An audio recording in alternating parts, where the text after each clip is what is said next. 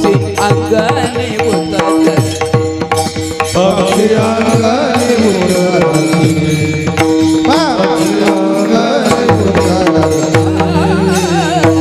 पक्षी अंगणी उतरती पक्षी अंगणी उतरती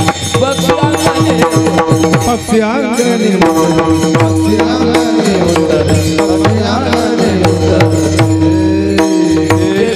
गुंतोने राहते जगा गुंतोने राहते जगा गुंतोने राहते तैसे असावे तैसे असावे जगा गुंतोने राहते जगा गुंतोने राहते जगा गुंतोने राहते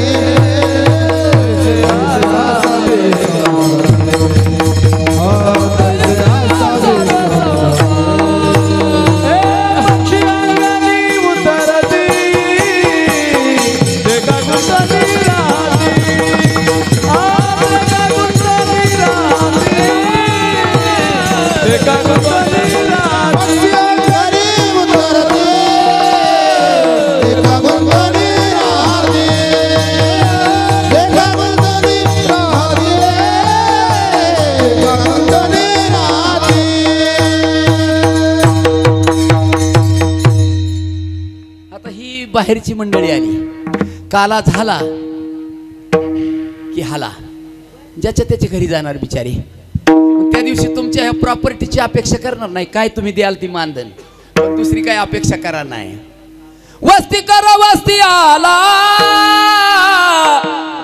काळी उठून गेला काही शब्द आहेत महाराज एक एक शब्द असा आहे की तो अंतकरणात साठवून ठेवा पण एवढं अंतकरण आमचं मोठं नाही ना काम क्रोध लोभ मद मत्सर अहंकार आणि बरबटून गेले ते भरून ठेवले आम्ही है की नाही जर त्याला इथं ठेवायचं असेल ना तर ही घाण बाहेर काढावं लागते महाराज ज्यांनी इथं ठेवलाय ना त्या घाणीला अगोदरच त्यांनी बाजूला करून टाकलं है की नाही का बरं ज्याला विठ्ठल परमात्मा इथं ठेवायचा त्यांनी काम क्रोधाला बाहेर घालवलंय ना काम क्रोध करारे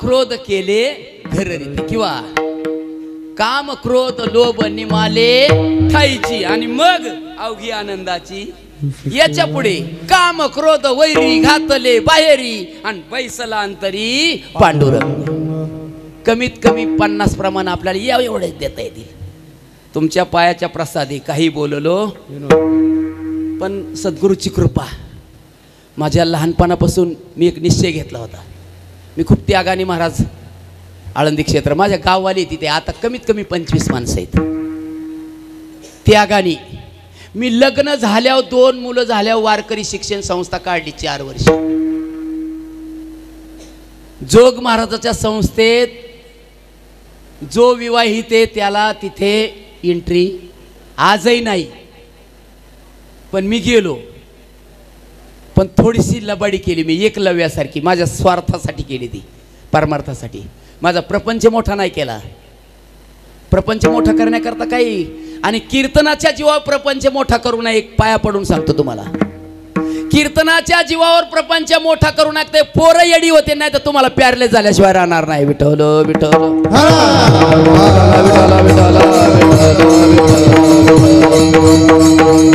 कीर्तनाची जागा पैसे कमवण्याकरता नाही. महाराज निस्ता बोलत नाही, ते मी आचरणात आणतोय. मी नेमाने ठरवून घेतलेले, कोणाचा बुक्काही लावायचा ना. आज इथं जरी आलो ना, गोपीचंद बुक्का अष्टगंध सगळं मी आणलंय माझ्या उराव बांधायला. इथं दुसऱ्याचा देवीचं घेऊन देवीला नाही व्हायचं. ज्यांची पंगत आहे ना त्यांना विचारा. बहिणीची पंगत होती आमच्या, त्यांच्याकडं नाही, दुसरीकडे जेवणाची व्यवस्था. पण नक्की ठरवून घेतलं सगळे. मला सांगा,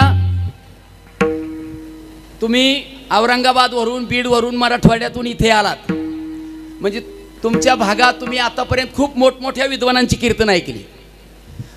बरं, इथे जसा सप्ताह सुरू झाला, रायकर बाबा किती वर्ष झाले सप्ताहाला? 23. सप्ताह सुरू झाल्यावर मंदिर ओपन केलं. पहिला प्लॅन चालला होता तुमचा, आमचे असणारे सर्जेराव पवार आणि तुम्ही सगळे, हेच नाही. मला वाटतं ते आमच्या उकडगावचे काय नाव त्यांचं, भीमा पाटील, या तुमच्या असणाऱ्या 10-20 लोकांचा असा ग्रुप तयार झाला ना आपल्याला इथे. आणि थोडा परमार्थाची एक साधन भजन पूजन करायचं. तेव्हा तुम्ही एक नियम सुरू केला. तुम्ही सगळ्या बाजू केला, साम दाम दंड आणि भेद. तेव्हा हे मंदिर उभं राहिले.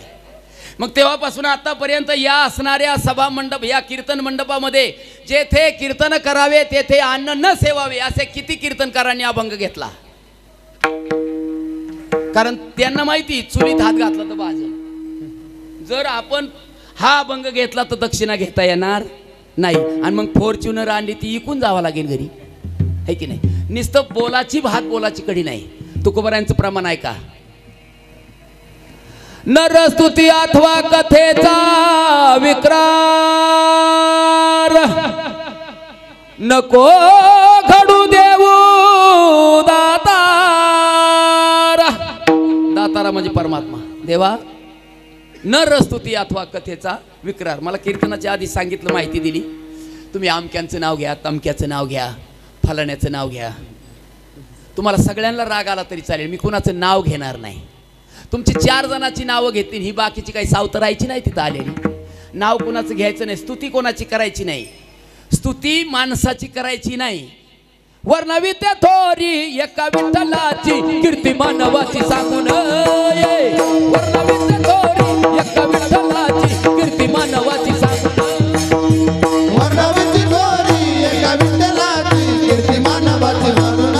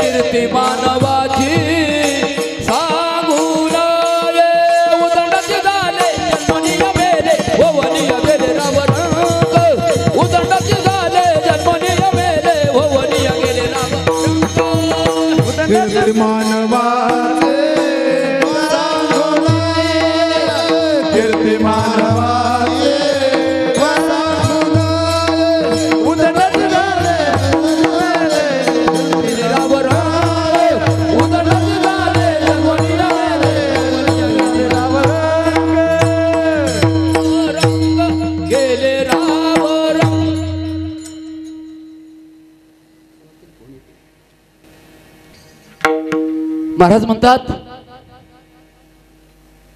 वर्णवी ते थोरी एका विठ्ठलाची कीर्ती मानवाची सांगून ये. कीर्ती मानवाची सांगून ये. उदंडाची झाले जन्मोनिया मेले, भवनिया गेले रावरंक. तयाची नामे नेघे चराचरी साहे वेदाचारी वरणिताती.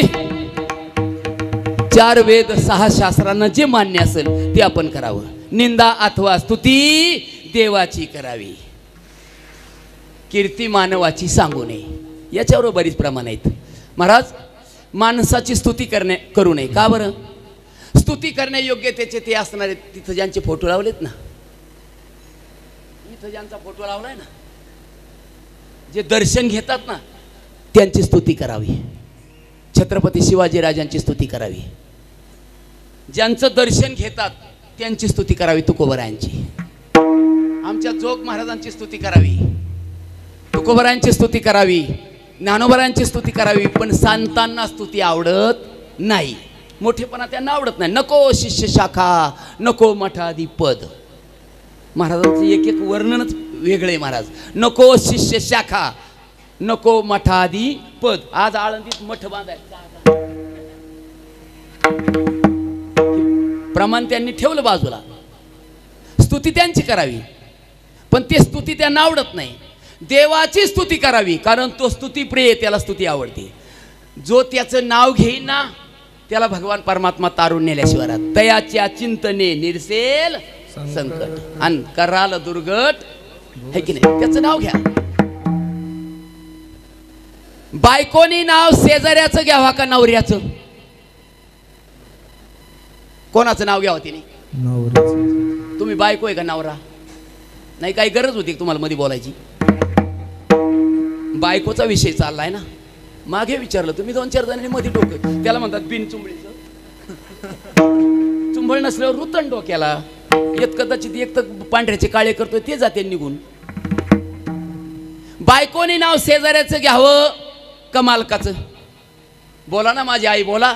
मालकाचं घ्यावं. मालक मार्केटमध्ये गेले, सरदार मार्केटमध्ये, घरात साप निघाला, नाव कोणाचं घ्यावं? एका खोलीत दीर राहतो, एका खोलीत बाहेर राहतो, समोरच्या खोलीत सासरा आहे, आणि मालक मार्केटमध्ये गेले. तिने नाव कोणाचं घ्यावं? बदलली पार्टी. लोकेशन व्हायला वेळ लागत नाही महाराज. प्रसंग अवधान येतो, पण कायम डोळ्यासमोर असावा आपल्या अंतकरणात, आपल्या नजरेत फक्त आपला पती. का बरं? प्रमाणच सांगतो ना.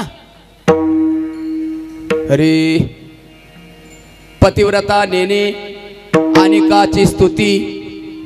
बाईने आपल्या मालकाची सोडून दुसऱ्याची स्तुती करू नये. तसं माणसाने फक्त देवाचंच चिंतन करावं, दुसऱ्याची चिंता करू नये. विठ्ठल विठ्ठल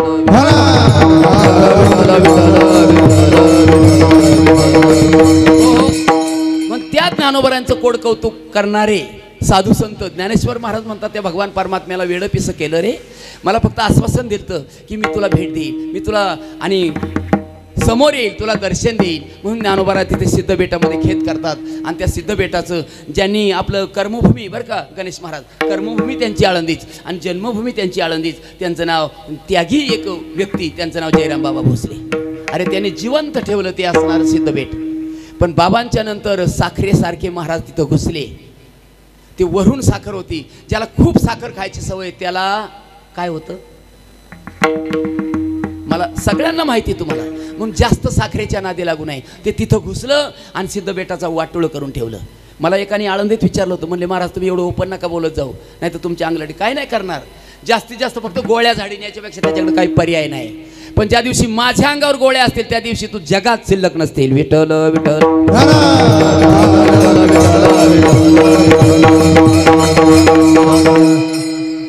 पडिये दूरदेशी मज आठवे मानसी, नको नको हा युयोग कष्ट होतात जीवासी. ज्ञानोबराय म्हणतात आम्हाला खूप कष्ट होतं रे, खूप कष्ट होतं. लोकांनी विचारलं आई वडील गेले ना तरी पण बाकीचा तुमचा परिवार आहे ना? माऊली म्हणतात सगळा परिवार आहे, पण कोणी कोणाला मदत नाही काय करत. ज्ञानोबरांचा एक मोठा अभंग आहे, थोरला अभंग आहे, आणि तो वासुदेवामध्ये, आणि तोच असणारा आंधळा पांगळा म्हणून सर्वात श्रेष्ठ मानला जातो. त्याच्यात 4 नंबरचं प्रमाण आहे. माता पिता बंधू बहिणी कोणी न पवाती निर्वाणी, इष्टमित्र स्वसजन सखे हे तो सुखाची मांडणी. एकला मी दुःख भोगी कुंभपाक जाचणी, ते कोणी सोडविना एक सद्गुरू धर्म जागो सदैवाचा जय बाबा राहू उपकारी आंधळ्यासी दृष्ट झालो त्याचं नाव उच्चारी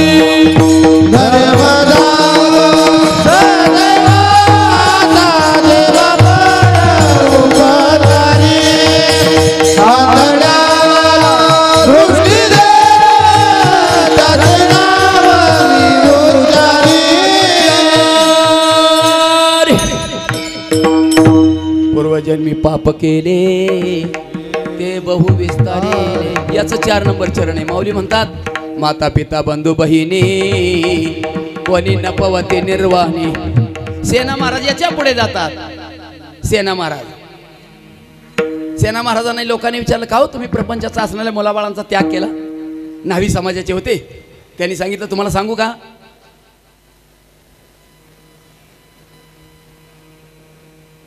पुत्र आणि हे जे आहेत ना हे माझं कोणीच नाही. हे माझ्या कामी पडणार नाही. हे फक्त जोपर्यंत तुमच्याकडे मद आहे तोपर्यंत त्या ठिकाणी माश्याचा गोंगावा आहे.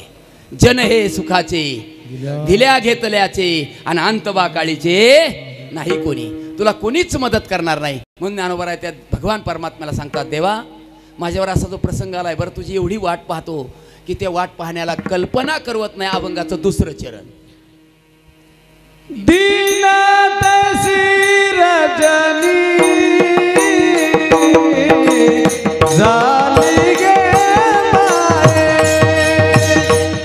ओ दीन तैसी रजनी झाली गे माये दीन तैसी रजनी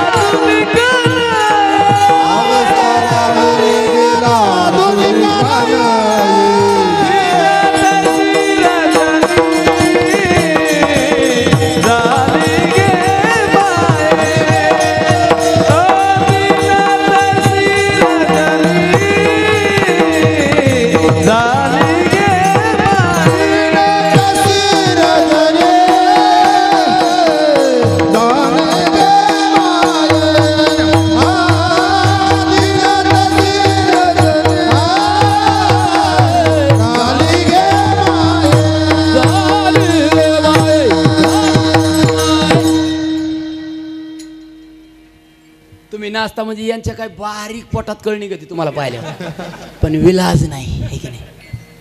सांगू तुम्हाला मजेने सांगायच्या एक मजा म्हणून. आमच्याकडे गोविंद बाबा आमच्या बेलवंडीचे महात्मे झाले ते महाराज. ज्या दिवशी त्यांचं ते अवसान झालं ना रायकर बाबांची पाहुणे होते जवळचे. ते त्यांचं ते अवसान झालं त्या दिवशी त्यांच्या आरतीत उल्लेख आहे. आरती गोविंद बाबा भक्त रसाची शोभा पांडुरंग माता राई धन्य उभयता जान. महाराज म्हणतात ब्रह्मनाद ऐकविला औदुंबर रडवेला. त्यांच्या दारात उमरीचं झाड होतं. त्या झाडाच्या प्रत्येक फांदीतून असे पाणी येत होतं. त्यांचं ज्या दिवशी देहावसान झालं आणि खुंटीला विना होता तो असा फक्त आवाज यायचा रामकृष्ण हरी. आजही खूप दिवस नाही झाले, 30 वर्षापूर्वीची घटना आहे. ती माणसं जिवंत आहे, त्यांनी पाहिली ती घटना प्रत्यक्ष, साक्षीला आहे ती माणसं. ते मजेने सांगायचे.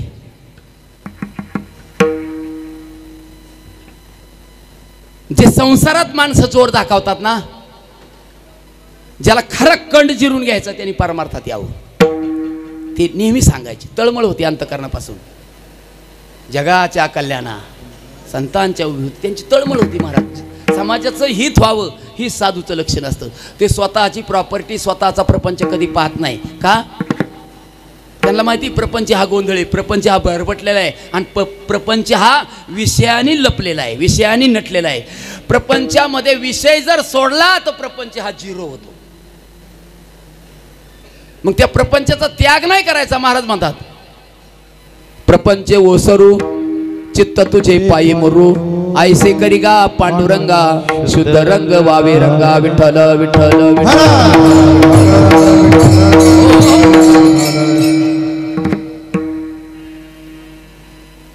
दीन तैसी रजनी झाली गे माये, अवस्था लावून गेला अजून का नये. दिन म्हणजे दिवस, रजनी म्हणजे रात्र. दीन तैसी रजनी झाली गे माये. जशी दिवसभर माणूस गणगण करत राहतो तसं रात्रभर त्याला आणि दुसरं काही आठवतच नव्हतं. तो संसारिक माणूस असतो ना, दिवसभर ते संसाराचं चिंतन करतो, ते त्याला स्वप्न रात्रीचं पडतं. असं ज्ञानोबराय म्हणतात अनंत वाचाळ बरळती बरळ त्या कैसा दयाळ पावे हरी. रात्रीचं स्वप्न त्याला तेच पडतं. एकाचं पोरग कंडक्टर होतं, कंडक्टर. आणि ते कंडक्टर एसटीत पूर्वी असं हे असं कॅशलेस सारखं मशीन नव्हतं, हातात चिमटा असायचा आणि ते पंचिंग करावं लागायचं. फक्त एसटीच्या वरच्या त्या पत्र्यावर मारलं ना, सगळ्या लोकांना तिकीट तिकीट, ते सिरियल प्रमाणे तिकीट घेत जायचं. कंडक्टर मागून तिकीट काढीत येत नाही, मागच्या बाजूने पुढून मागे जातो. त्याला माहिती आपण जर मागे गेलो तर 2-4 गेले का तशी जातील, कारण आपले कमी विद्वान नाहीत. मग ते इकडून जातं पंचिंग करीत. दिवसभर ticket ticket ticket ticket. Pune जिल्ह्यामध्ये आंबेगाव तालुक्यात अवसरी नावाचं गाव आहे, बापकर साहेब. आणि तिथे कार्यक्रमाला गेलो. कीर्तन झाल्यानंतर प्रत्येक गावचा तो एक स्वभाव असतो, एक आदरात तिथे करायची त्यांची ती एक सवय लागलेली आपल्या हिंदू धर्मामध्ये, तो आहे परंपरा टिकून ठेवली. म्हणजे बाबा आपल्याकडे मळ्यात जायचं आपल्याला विश्रांतीला, चला. श्रीमंत माणूस होता, दारात 2-3 गंजी, गंज कळते का गंज, वळई वळई, ज्वारीच्या पेंड्या काढतात ना पेंड्या, मग त्या साठवून ठेवलेल्या त्याला वळई म्हणतात. पूर्वी काळात गंज म्हणायचे. 2 गंजी लागलेल्या, 10-20 बैल, असा मोठा एक परिवार होता. आणि आतमध्ये दाण्याच्या ठिक्या भरलेल्या असायच्या. ठिक्या म्हणजे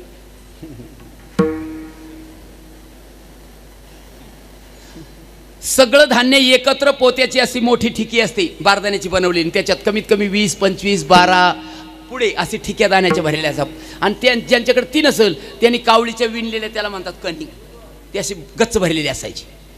त्यांच्या घरी गेलो, म्हणले बाबा आपण आतमध्ये झोपावं. म्हणलं उन्हाळ्याचे दिवस आहेत, गरमी होती, आपण बाहेर पडू ना, चांद नाही. नाही तुम्ही चला, फॅनची सगळी व्यवस्था आहे, कूलर आहे सगळे, कारण त्या पोराच्या सासऱ्याने दिलेलं होतं. आतमध्ये गेलो आम्ही, म्हणले झोपावर. झोपलो वर. तेव्हापासून अनुभव आला, वर झोपायचं नाही. दिवाणवर झोपलो. आणि झोपल्यानंतर एक 10-20 मिनिटांनी मला दुखली लागली. कीर्तन सुटलं 11-11:15. त्यांच्या घरी गेलो. तिथे गेल्यानंतर थोड्या गप्पा झाल्या, पाणी घेतलं आणि बोलेपर्यंत 12 वाजले होते. तोपर्यंत त्यांचा मुलगा ड्युटीहून आला, सिटी बसला होतं ना ते घरी आलं. दरवाजा वाजवला म्हाताऱ्याने, तो दरवाजा उघडला. त्यांनी पाहिलं जे आर्थिक क्वाटवर आहेत म्हणजे बाबाचे वडील होते, त्यांच्या पलीकडून त्यांनी आपली वळकटी टाकली आणि झोपलं. झोपल्याबरोबर ते असं दिवसभर थकलेलं होतं. माणसं गाडीत बसलेली प्रवासाने सुद्धा खूप थकतात, ज्यांना अनुभव येतो. आणि ते दिवसभर थकून गेलेलं होतं. आणि आंग खाली टाकल्यावर ते दिवसभरच लागलं बळायला. ए उठ, उतर खाली. 2 वेळा मी बारकाईने ऐकलं. म्हणजे आताशी लाईट लागली म्हणायची तुम्हाला. यंद्रपोत करंट नव्हता, आहे की नाही. बॅटरी डिजारा असल्या असंच होत असो. आणि मग त्यांनी सांगितलं उठ, उतर. म्हटलं उतर. मी उठलो पटकनी. तो जोडलेला दिवाण होता, उठताना ते करकनी वाजला. म्हातारा जागा झाली. का बाबा गरम होतं का? नाही. फॅन लाव का? अजिबात नाही. पाणी प्यायचे का? नाही. बाहेर जायचे का? नाही. मग का उठली? मी पहिलेच सांगत होतो खाली झोपतो. म्हणलं का बरं? अहो तुमचा तो कोण माणूस येतो सारखा म्हणतोय उठ उठ उठ. उतर खाली. अहो म्हणले ते कंडक्टर येते दिवसाचं बराळा ते मला सांगा. पण त्याचा परिणाम आपल्यावर झाला. आता दृष्टांत संपला, हसू नका. ज्ञानोबा काय म्हणतात, आपल्या संसाराचा परिणाम कशावर होतोय. ते स्वप्न आहे आणि स्वप्न हे कधी चिरकाल खरं ठरत नाही. हरी ज्ञानदेव म्हणे पाहता पाहिले स्वप्नीचे जाईले जाईल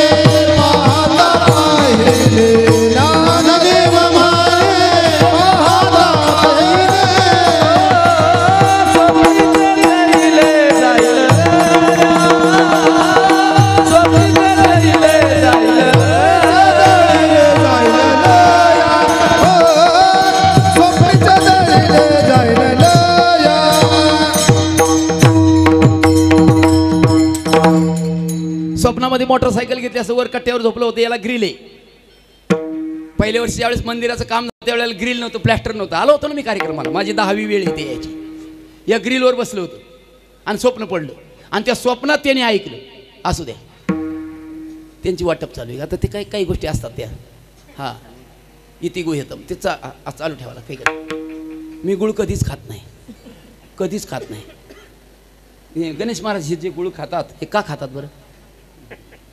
तुम्ही वाजव, तुम्हाला काय माहिती, तुम्ही बऱ्याच जणांना वाजवलं आहे की नाही, म्हणजे पखवात गुळ का खातात बरं, तुमचं काय.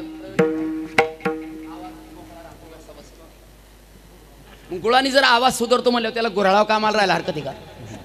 कधी जाळ घालायचं, कधी गुळ्याचं काम काय, 6-6 महिने तिथंच घालवायचे, म्हणजे परत परत त्याला यायची गरज भासणार नाही. असो, मी गुळ का खात नाही.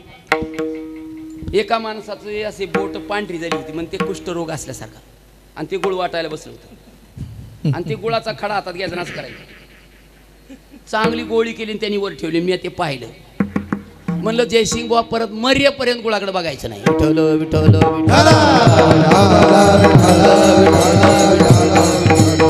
हो नाही, प्रत्येकाची आदत असते. जाऊ दे, आपला झालं ना विषयांतर थोडा.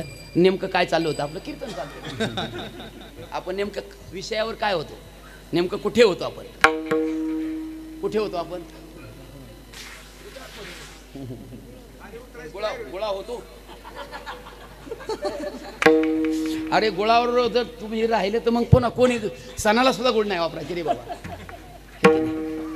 गुळ बनतो कसं हे आपण पाहिले. पायात चप्पल असते. आता तर बिहारी लोकांच्याकडे ते टेंडरच दिलेलं असतं. आमच्याकडे खूप गुऱ्हाळ असतात. अगदी 500 फुटावर म्हणलं तर पाहायला मिळेल. आमच्या वडगाव काष्टी या भागात तिकडच्या ते सगळ्या नदीपट्ट्यामध्ये सगळी गुऱ्हाळच पाहायला मिळते तुम्हाला. पायात चप्पल तशीच असते. ते रसायन तयार झालं ना, त्याला काकवी म्हणतात. ते एकदा या वाफ्यात टाकलं, वाफामध्ये सिमेंटचं केलेलं असतं टाकीसारखं, त्याच्यात ओततात. तोपर्यंत काय नाही, ते असणाऱ्या साधनाने ओततात. पण एकदा ओतलं ना की ते उलथावणं घेतात, पळा म्हणतात त्याला. ते सारखं असं त्याला हलवत राहतात, मग त्याला आळवतात. जसे महिला असणाऱ्या आणि दुधापासून ते खावा तयार करतात आणि त्याचा प्रयत्न असतो. ते जलद गतीने काम करावं लागतं. उगं इकडं बघून तिकडं काम केलं ते करपून जाईल, ते चालत नाही. अगदी टायमिंग असतं त्याला. ते सारखं हलवत राहतात. आणि एकदा थंड झालं ना मग ते उलथवण्याने असं केलं की ते, तुम्हाला घट्ट बेसन माहिती का, घट्ट भाकरीवर नेतात त्याला निबर बेसन म्हणतात. मग ते असं घट्ट असतं आणि ते असं उलथवणं लागलं की ते उलथवण्यावर येतं आणि बाकी तसंच राहतं. मग खाली मऊ जागा होती घासलेल्या तव्यासारखी. आणि मग तसं ती जागा एकदा उलथवण्याने झाली की त्याच्यात हा चप्पल घालून जातो. कारण अनवणी जाऊ शकत नाही, ते गरम असतं. मग ते चप्पल घालून जातं. मग ती चप्पल म्हणजे काय नसते, स्पेशल नसते. चप्पल इकडं सुद्धा गेलेली असते, ती इकडं जाते. तरी सुद्धा देवाला साखर चालत नाही. गणपतीला नैवेद्य गुळाचा लागतो. विठ्ठल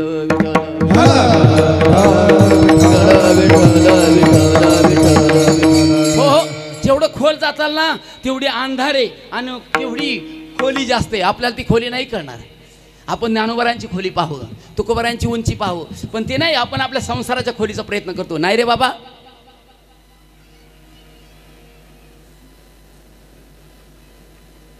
तुकाराम महाराज म्हणतात, मुनी मार्ग संत गेले त्याची मार्गे चाललो. ऋषीमुनी ज्या मार्गाने गेले ना त्या मार्गाने आम्ही चालत राहावं. ज्ञानोबराय म्हणतात मग माझ्या ऋषीमुनींना असणाऱ्या साधू संतांना परमात्म्याने साक्षात्कार दिला, माझ्या जीवनात का होत नाही?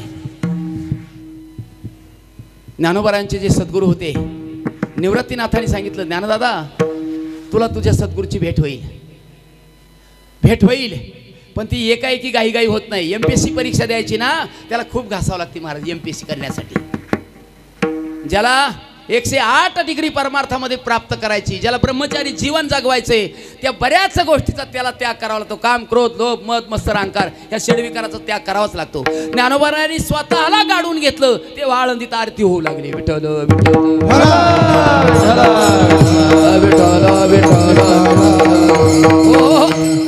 मग वाट पाहावं लागेल, पण तुम्ही तेवढी विनवणीने, तेवढी प्रेरणेने आणि तेवढी आत्मीयतेने त्या असणाऱ्या परमात्म्याला आवाज द्या. मग ज्ञानोबराय म्हणतात, देवा तुम्हाला भेट द्यायची असेल तर आता तातडीने ये, पण कुठल्या वाहनाचा वापर करू नकोस. जगामध्ये सगळ्यात स्पीड असणार, ज्याला आणि मीटर नाही आणि ज्याला आवरेजसाठी इंधन लागत नाही असं स्पीडचं वाहन एकच आहे, त्याचं नाव आहे गरुड. गरुड वाहना गंभीरा येई गाता तारा. गरुड वाहना गंभीरा येई गाता तारा. गरुड वाहना गंभीरा येई गाता तारा. गरुड वाहना गंभीरा येई गाता तारा. गरुड वाहना गंभीरा येई गाता तारा. गरुड वाहना गंभीरा येई गाता तारा. गरुड वाहना गंभीरा येई गाता तारा. गरुड वाहना गंभीरा येई गाता तारा. पाप रखुमा देवीवरू श्री विठ्ठला. पाप रखुमा देवीवरू श्री विठ्ठला. दिन तैसी रजनी झाली गे माये. दिन तैसी रजनी झाली गे माये. बाप रखवा देवीवर श्री विठ्ठला. बाप रखवा देवीवर श्री विठ्ठला. दिन तैसी रजनी झाली गे माये. दिन तैसी रजनी झाली गे माये.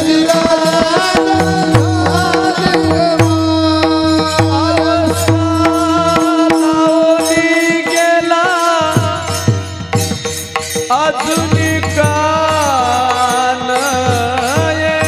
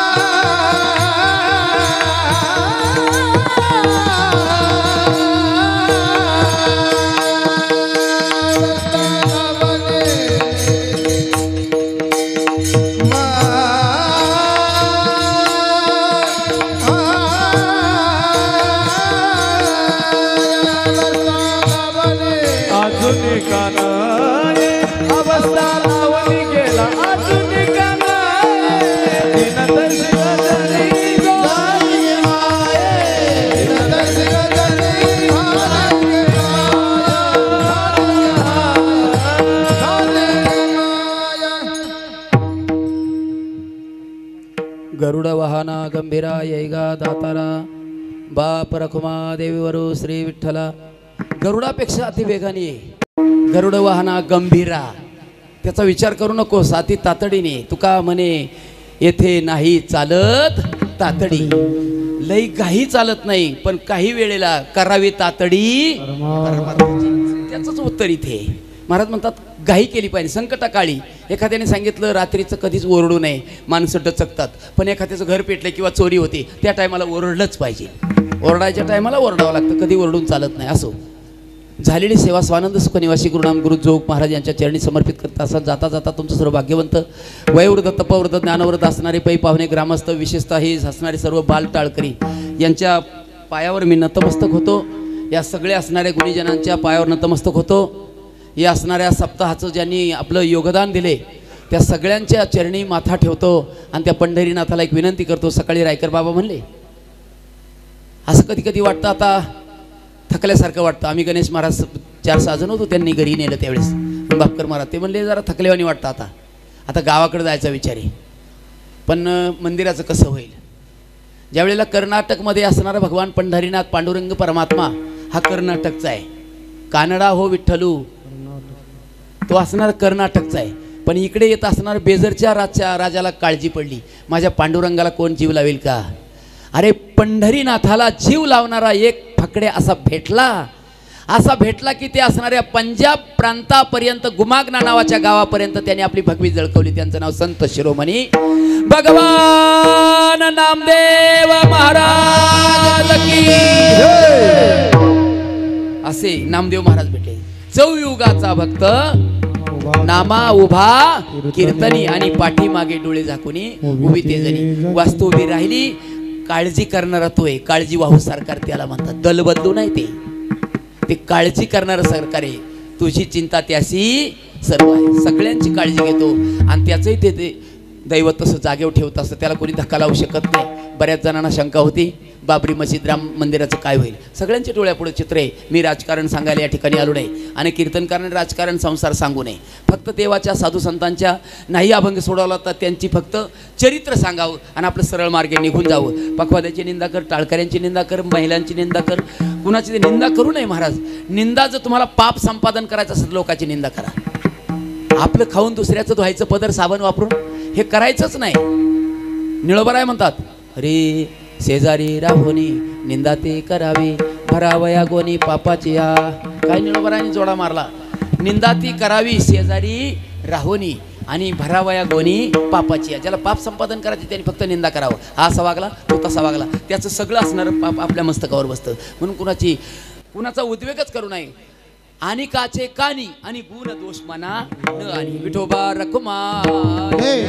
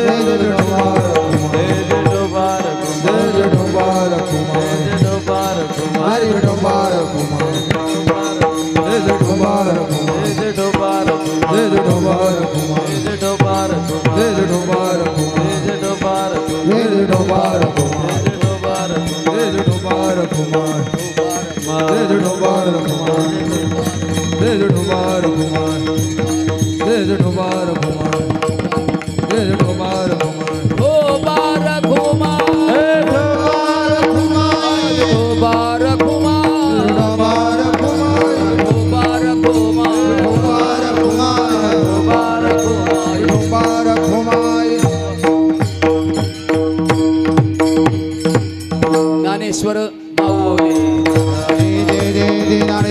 माऊली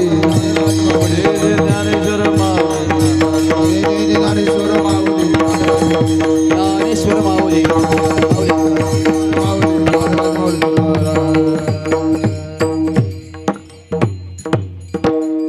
संतुष्टम सततम योगी यथात्मा दृढ निश्चय मय्यार्पित मन बुद्धिर्यो मदभक्त समय प्रिया साधूच्या जीवनामध्ये आनंदीमय जीवन असतं. सतत चेहरा फुललेला असतो. त्याचं कारण आहे संतुष्टम सततम योगी यथात्मा दृढनिश्चय मय्या अर्पित मन बुद्धिर्य मदभक्त समय. अखंड त्या भगवान परमात्म्याचं चिंतन त्यांच्या मुखामध्ये असतं. वैखरी पवित्र झालेली असते आणि म्हणून त्यांचं जीवन समाधानी असतं. का बरं? सदा नाम घोष करू हरिकथा आणि तेने सदा चित्ता समाधान. मग सर्व सुखले आलो सर्व अलंकार. झालेली पुनश्च एकदा सेवा तुमच्या सगळ्या मातापितांच्या आणि त्या पंढरीनाथाच्या, आमचे असणारे आनंदाश्रम स्वामींच्या आणि आमचे असणारे मांदळीचे आत्माराम बाबा की जे गेले जवळजवळ 40 वर्ष पडून राहीन ते ठाई. 40 वर्ष म्हणले ना, आता नाही साधू, या कलियुगात साधू होत नाही. रायकर बाबा आहेत ना महाराज, रायकर बाबा त्यांच्या गावचे ते आत्माराम बाबा गाडीलकर परिवारात जन्माला आले. त्यांचा जन्म इंदूरला झाला. आई बाबा बेलापूरला होते श्रीरामपूर तालुक्यामध्ये पोट भरण्यासाठी. पण रात्रीचा असणारा ते असणाऱ्या आणि शिवाचा साक्षात्कार झाला. एक रत्न तुझ्या पोटी येईल. बाबांनी खूप सहन केलं. आज मांदळीमध्ये महाराष्ट्राच्या कान्याकोपऱ्यातून बाबांच्या दर्शनासाठी येतात. पण त्या बाबांनी कधी चांगली भाजी असावी, चांगलं जेवण असावं, चांगला कपडा असावं, चांगलं स्वागत कधीच अपेक्षाच केली नाही. का बरं? नाथांचं चिरंजीव पद कीर्तन झाल्यानंतर हरिपाठ पहा, त्याच्या शेवटीच्या पानावर चिरंजीव पद आहे. त्या चिरंजीव पदामध्ये नाथबाबा सांगतात, नावडे स्त्रियात बैसणे, नावडे स्त्रियात राहणे, उठणे बैसणे नावडे, स्त्रियांच्या हातचं खाऊ नये, असं नाथांचं प्रमाणे. नाथ महाराजांची धर्मपत्नी होती, त्यांचं नाव गिरिजा. नाथांचे चिरंजीव होते, त्यांचं नाव हरिपंडित. नाथांचं सांगतोय बरं का अर्ध्या मिनिटात. नाथांच्या मुलाने एक दिवस कीर्तन करा. कीर्तन करताना नाथांना सांगितलं, कीर्तनात बाबा कीर्तन करून लोकांना फसवताय, प्रवचन करून त्यांचा टाइमपास करताय. अहम ब्रह्मास्मी म्हणजे काय काय सांगता लोकांना. नाथांचा मुलगा नाथांना म्हणतोय हरिपंडित आणि अपेक्षेने नाव ठेवलं हरिपंडित. ज्या नाथांच्या घरी 36 वर्ष भगवान परमात्म्याने काम केले. 12 वर्ष पाणी वाहिलं, 12 वर्ष गंध उगळला आणि 12 वर्ष दत्त करीत तसे चोपदारी, असं 36 वर्ष काम केलं. 36 वर्ष म्हणजे 36 तत्व झाली महाराज. हरिपाठात प्रमाणे 1 3 5 मेळा 25चा आणि 36 तत्वाचा मूळ हरी किंवा कल्पनेपासून कल्पिला जो ठेवा नेने पडे गोवा, अशी अनेक प्रमाणात देता येईल. झालेली सेवा पुनश्च एकदा तुमच्या सगळ्यांच्या चरणावर नतमस्तक होतो. आणि जाता जाता तुमच्याकडे एकच अपेक्षेने मागतो, मी मर्यपर्यंत कोणाकडे काही मागणार नाही, एवढ्या शुभेच्छा त्यांनी या ठिकाणी थांबतो. विठ्ठल जय जय